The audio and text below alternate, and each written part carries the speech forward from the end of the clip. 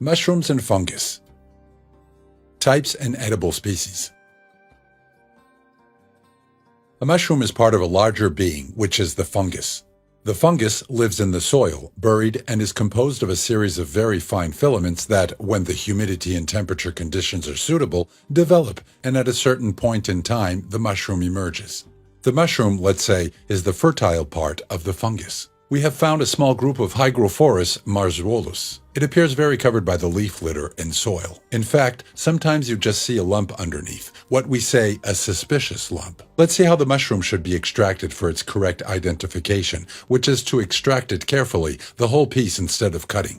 Here we see perfectly how, in its first stages of development, the color is white when it is buried. When it is buried and progressively turns to brownish gray tones to almost black, as in this other large one.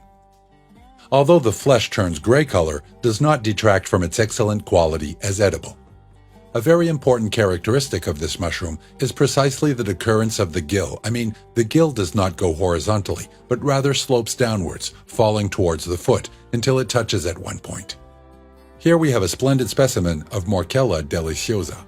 It is the famous French Marie, which is perhaps after the truffle the best edible species of all. It is formed by a multitude of alveoli, small holes, in which the spores are formed. The normal thing is that it is cut at the bottom very low. What you have to do is always to cover the hole. One of the fundamental characteristics is that there are ribs that are kind of sinuous, that go up from the bottom to the top, and they are cut by other transverse ribs, which form what is called primary alveoli. If we look inside, they are at a deeper level, 3 lower transverse ribs, which form what is called secondary alveoli. It is hollow. We are going to try to open it so that the whole interior can be seen. As it is very fragile, we have to do it very carefully. We can see how the inside looks. It is very fuzzy. It has an internal roughness. The flesh of the cap is more tender than the one of the foot. It is always more fibrous. The chanterelle, or robellin, grows in coniferous forests and belongs to the gender of Lactarius, distinguished by secreting a kind of milky liquid or latex. The color of the cap, the gills, and the foot is orange. In the case of the robellins, the latex is a kind of intense orange color and turns green on the gills in contact with air. The gills are tight, bifurcated, adherent, and decurrent on the foot. The flesh is fragile, thick and compact, orange color, pleasant odor, and slightly pungent flavor. In any of its varieties, it is a good and very appreciated edible. Here we have a specimen of Lactarius chrysorius. This species is of particular importance because it can be confused with the chanterelle or the robellin. But what is going to distinguish it and then help us to distinguish it from the edible chanterelles will be to turn it upside down to see how the gill excrete a milk, which initially, when rubbed, is of a whitish color, and after a few moments it becomes completely yellow. This milk is spicy. It is pungent. It is also very characteristic to distinguish them, to see the gills that are of a creamy yellowish color. The cuticle, as we can observe, is partially detached only at the edge. It is interesting to know that these two species, both the toxic one, which is the chrysorius, as well as the edible chanterelles, can coexist in the same habitat. That is why it is very interesting to know their characteristics, to differentiate them and not get confused with it. Because this one is mildly toxic, it produces gastrointestinal disorders, vomiting, or abdominal pains. The mushroom we have here is the Lepista nuda. The main characteristic it has is the color, let's say rather purple, both of the gills and the foot. This mushroom is a good edible. Like all lepistas, another characteristic that it has is that the gills immediately jumps out and leave clean the flesh of the mushroom. You can see that the meat in this case, as it is very tender, also takes on a slight violet tone. It is very easy to find, even within the cities and, of course, all over the mountains in the autumn. What we have here is the Agaricus campestris. Wild mushroom is the common name. Like all Agaricus, it is characterized by the gills, which are white at first, then take on pink tones, brown, and end up being black. It grows in meadows and is an excellent edible, very good. It has absolutely nothing to do with what the cultivated mushrooms are. The ideal optimum state to consume it is when the gills are pink. Here we have the Coprinus comatus. Its characteristics are the cylindrical cap, then becomes bell-shaped with fine white flakes, then turning to black and narrow and black gills. They change from white to pink and finally black. The Coprinus comatus is very easy to find. It is found on the edges of roads and tracks, and in areas dunged by the passage of livestock.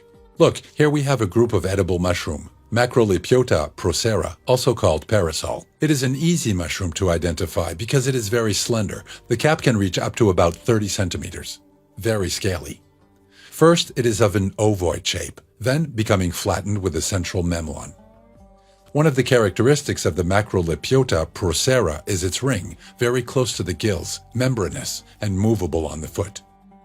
The foot is easily detached from the cap, and the cap is ready to be cooked. In coniferous and hardwood forests, there abounds one of the most appreciated species by mushroom hunters, the Boletus, or cep.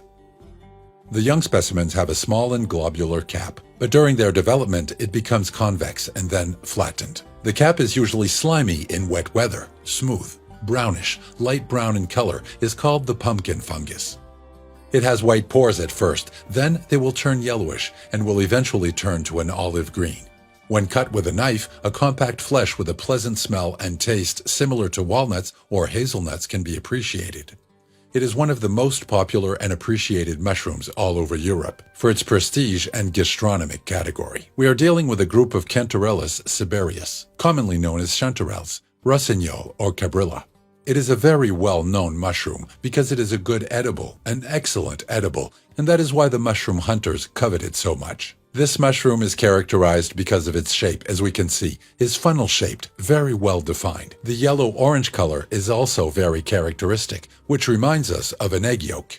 Continuing with the description, we can observe its fertile part, what would be the hymenium. It is not formed of the gills that we usually know, but there are some very thick folds, which extend from the surface of the foot and run down to the foot. The appearance of its flesh is very typical, which is hard, tight. A very nice whitish color, and the edge of what would be the shape of the mushroom acquires some yellow tones, as we can observe. We find ourselves with a mushroom which is found in the Central Pyrenees.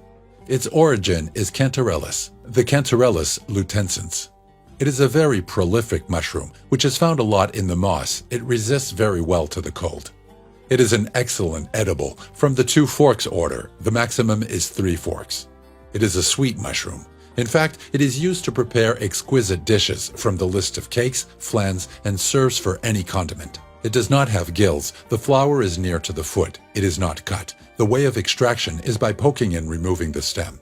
The cut is distinguished because on the inside is hollow. We, as a mycological group, we recommend the use of wicker baskets for 2 main reasons. First of all, so that the mushrooms do not rot during transport, as it may happen with plastic buckets or bags, because these organisms overheat and crush on top of each other, and in the end, they end up very deteriorated. For another reason as well, which is that when they are transported with this type of containers, as we can see, they are latticed and have openings. For this reason, we also get, when we go walking, that the spores or part of the spores that the mushrooms contains can be sown along the way.